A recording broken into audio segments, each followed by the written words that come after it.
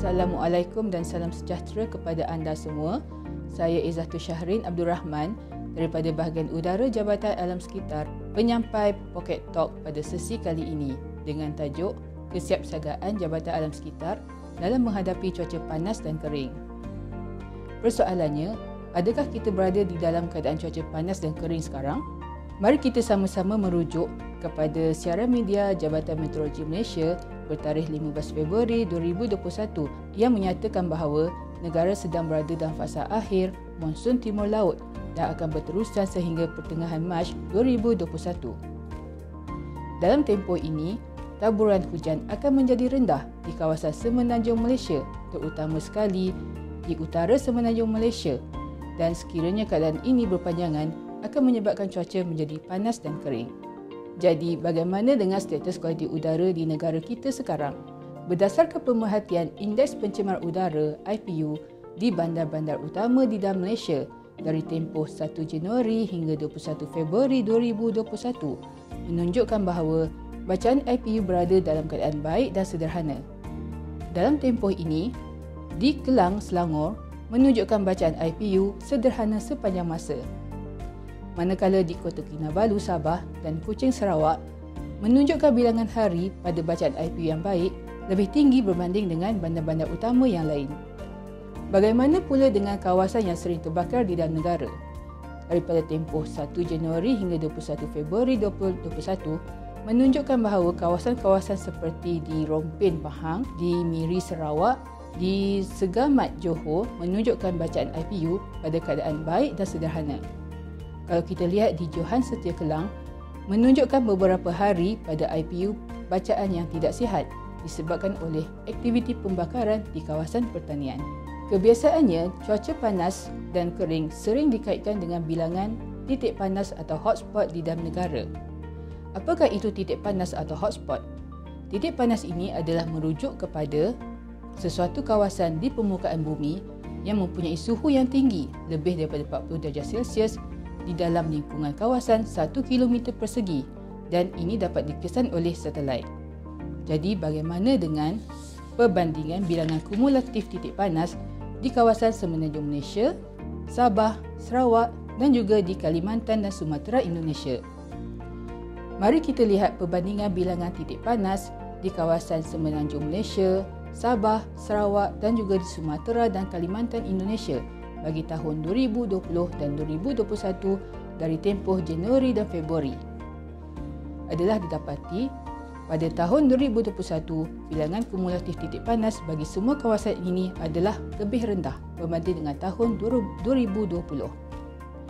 Sekiranya pembakaran terbuka tidak dikawal, tidak mustahil peningkatan bilangan titik panas ini akan meningkat dengan mendadaknya pada masa akan datang. Sekiranya kita lihat bilangan kumulatif titik panas mengikut pecahan negeri, adalah didapati negeri-negeri di utara semenanjung Malaysia seperti di Perak dan Kedah menunjukkan bilangan kumulatif titik panas yang lebih tinggi berbanding dengan negeri-negeri yang lain.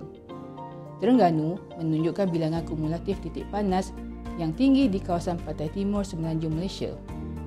Manakala di Sabah dan Sarawak menunjukkan bilangan kumulatif titik panas yang rendah buat masa ini.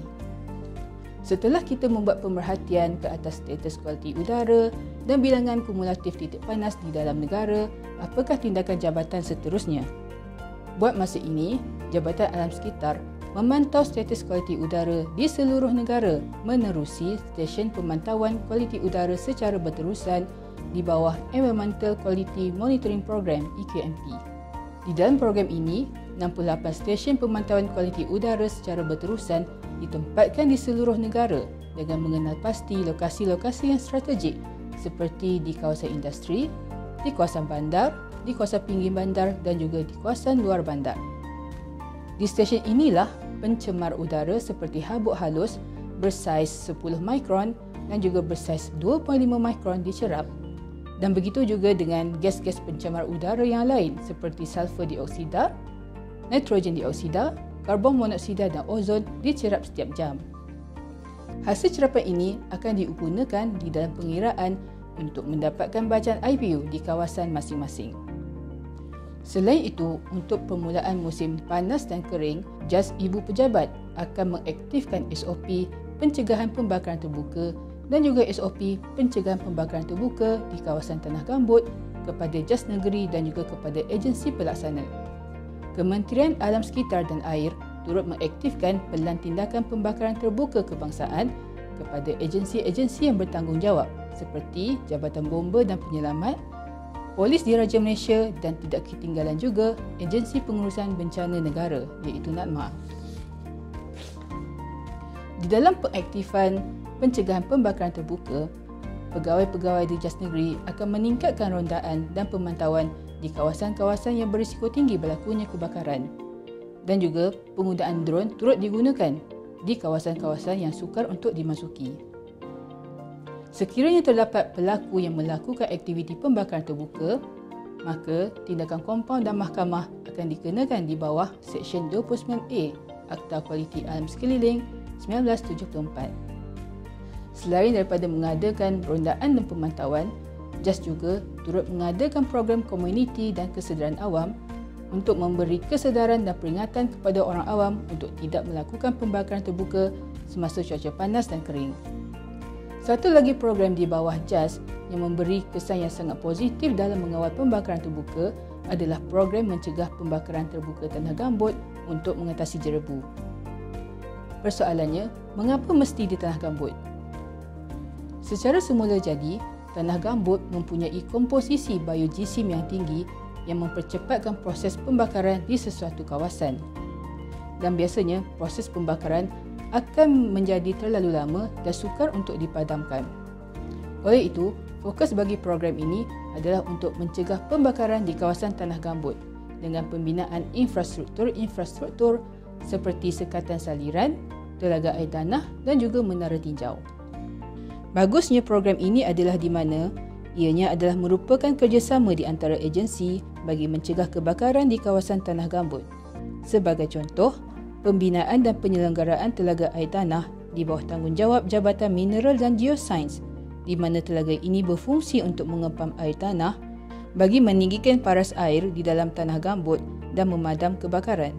Bagi sekatan saliran, pembinaan dan penyelenggaraan adalah di bawah tanggungjawab Jabatan Pengairan dan Saliran, di mana ianya berfungsi sebagai mengekalkan paras air gambut dan mengelakkan tanah gambut menjadi kering.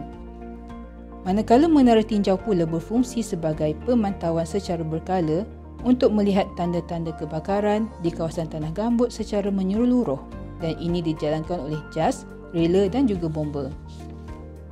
Selain daripada itu, JAS juga giat menjalankan promosi dan program kesedaran bagi larangan pembakaran terbuka, dan di antaranya adalah dengan mengedarkan risalah dan pamflet kepada para petani yang berisiko menjalankan pembakaran terbuka, mempergiatkan promosi larangan pembakaran terbuka di saluran media seperti radio dan televisyen, menggunakan sepenuhnya medium sosial media seperti Facebook, Instagram dan Twitter untuk memviralkan infografik-infografik yang berkaitan dengan pembakaran terbuka, dan juga mendekati orang awam dengan melakukan pelbagai aktiviti seperti penyampaian taklimat, acara kayuhan dan larian di tanah gambut dan juga uji cuba infrastruktur di tanah gambut agar orang awam faham akan fungsi infrastruktur tersebut. Orang awam juga boleh mengakses status kualiti udara di kawasan masing-masing melalui laman web JAS di pautan APIMS dan juga dengan membuat turun aplikasi telefon pintar MyIPU sama ada di Google Play dan Play Store. Perlu diketahui bahawa jerebu di Malaysia boleh berada di dalam dua keadaan. Pertama, jerebu setempat yang disebabkan oleh pembakaran di dalam negara, dan kedua, jerebu merentas sepadan yang disebabkan oleh pembakaran di luar negara, contohnya seperti di Indonesia. Oleh itu, apakah sistem amaran awal yang digunakan dalam memantau situasi jerebu di dalam negara semasa cuaca panas dan kering? Pertama, perlu mengenal pasti lokasi-lokasi dan negeri-negeri yang berisiko tinggi untuk terjadinya kebakaran, terutamanya negeri-negeri yang mempunyai keluasan tanah gambut yang besar, contohnya seperti di Selangor, di Pahang dan juga di Sarawak. Trend kualiti udara di kawasan-kawasan yang berisiko tinggi ini akan dipantau dari masa ke semasa melalui sistem EQMP. Bilangan titik panas di dalam negara boleh diakses melalui laman web ASEAN Specialized Meteorological Center ASMC atau melalui Forest Fire Information System FORFIS untuk mendapatkan koordinat dan lokasi titik panas, dan penyiasatan segera akan dilakukan oleh JAS Negeri. Manakala Jabatan Meteorologi Malaysia pula membangunkan Fire Danger Rating System bagi mengenal pasti kawasan hutan yang berisiko tinggi untuk terbakar. Apabila terdapat risikonya berlaku jerebu merentas sempadan, ASMC akan mengeluarkan amaran awal kepada negara-negara ASEAN seperti Indonesia, Malaysia, Singapura dan juga Brunei untuk mengambil langkah berjaga-jaga dalam menghadapi berlakunya jerebu. Dalam tempoh ini, negara-negara ASEAN akan bekerjasama dengan pihak ASEAN Secretariat untuk menyalurkan maklumat-maklumat mengenai tindakan-tindakan pencegahan dan juga pemadaman kebakaran sekiranya berlaku kebakaran di dalam negara masing-masing. ASMC juga akan mengemaskini peta jerebu serantau di mana di dalam peta jerebu ini kita dapat melihat arah pergerakan asap jerebu dengan mengikut arah angin dan untuk melihat kawasan-kawasan yang terkesan dengan asap jerebu tersebut, terutama sekali di negeri pantai barat Semenanjung Malaysia, di Sabah dan Sarawak pada ketika itu. ASMC juga turut mengeluarkan Haze Biomass Dispersion Model di mana ianya menunjukkan kepekatan habuk halus di dalam asap jerebu, ke manakah arah habuk halus ini bergerak dan berapakah jumlah kepekatan habuk halus ini apabila sampai ke Malaysia. Jabatan Meteorologi Malaysia juga turut menghasilkan High Speed Model untuk melihat pergerakan arah asap jerebu dan kawasan manakah yang akan terkesan dengan asap jerebu tersebut pada masa beberapa hari akan datang. Sekiranya berlaku jerebu di dalam negara yang disebabkan oleh jerebu setempat atau jerebu merentas sempadan, satu pelan telah disediakan oleh JAS iaitu Pelan Tindakan Jerebu Kebangsaan yang memerlukan kerjasama dan tindakan daripada agensi-agensi lain bagi tindakan-tindakan yang digariskan di dalam pelan tersebut. Sebagai contoh, apabila satu kawasan mengalami keadaan jerebu dan bacaan IPU di situ menunjukkan bacaan lebih dari 100, aktiviti murid-murid di luar bilik darjah perlu dihentikan, dan apabila IPU menunjukkan bacaan 200, sekolah dan tadika akan ditutup dengan serta-merta. Tindakan ini perlu diambil alih oleh Kementerian Pendidikan Malaysia. Contoh lain pula, apabila satu kawasan mengalami keadaan berjerebu dengan bacaan IPU lebih 150 dan lebih 24 jam, pembenihan awan perlu dilakukan dan tindakan ini memerlukan kerjasama Jabatan Meteorologi Malaysia dan Tentera Udara Malaysia TUTM. Oleh itu, agensi-agensi berkaitan perlu merujuk tindakan-tindakan di dalam Pelan Tindakan Jerebu Kebangsaan sekiranya jerebu berlaku di dalam negara. Pembakaran terbuka perlu ada kawalannya dari segi perundangan untuk memastikan agar tiada sesiapa sewenang-wenangnya melakukan pembakaran terbuka semasa cuaca panas dan kering dan akhirnya menyebabkan berlakunya jerebu. Pembakaran terbuka boleh terjadi disebabkan oleh dua keadaan. Pertama, secara semula jadi di mana apabila cuaca sangat panas dan kering, kawasan belukar dan hutan di kawasan tanah gambut boleh terbakar dengan sendirinya. Manakala yang disebabkan oleh aktiviti manusia apabila terdapat pembersihan di kawasan pertanian, di kawasan industri, di kawasan tapak pembinaan dan juga terdapat penceborohan di tapak pelepasan sampah.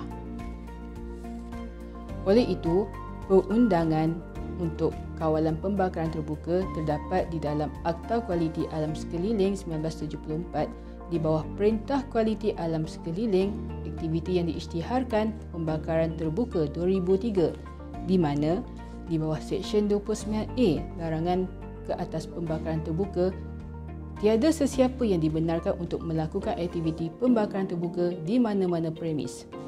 Sekiranya disabitkan kesalahan, denda sebanyak RM500,000 atau penjara kurang dari 5 tahun atau kedua-duanya sekali. Di bawah Seksyen 29B, pengunya ataupun duduk premis bertanggungjawab bagi pembakaran terbuka. Walaupun pemilik premis tidak melakukan pembakaran terbuka, tapi di atas kecuaiannya tidak menjaga premisnya sendiri, pemilik premis boleh didakwa di bawah seksyen ini. Sebelum saya mengakhiri sesi Pocket Talk kali ini, ingin saya nasihatkan kepada anda untuk tidak melakukan pembakaran terbuka semasa cuaca panas dan kering, terutamanya di kawasan tanah gambut, dan memastikan tanah dan premis anda tidak dicerobohi oleh pihak-pihak yang tidak bertanggungjawab.